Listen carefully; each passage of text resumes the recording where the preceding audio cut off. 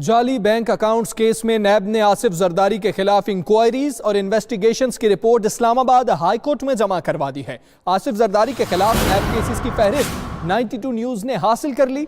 नैब की 5 इंक्वायरीज और 3 इन्वेस्टिगेशंस में आसिफ जरदारी का किरदार सामने आया है।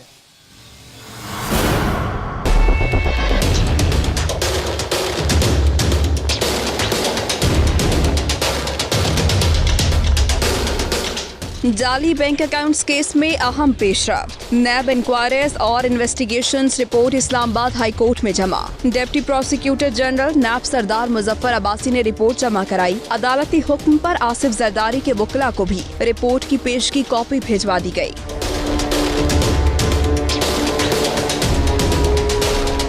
आसिफ जरदारी के खिलाफ नैब केसेस की फहरिस्त 92 न्यूज ने हासिल कर ली। नैब रिपोर्ट के मुताबिक 5 इंक्वायरीज और 3 इन्वेस्टिगेशंस में साबिक सदर का किरदार सामने आया है। अभी तक एक केस में वारंट गिरफ्तारी जारी किए गए।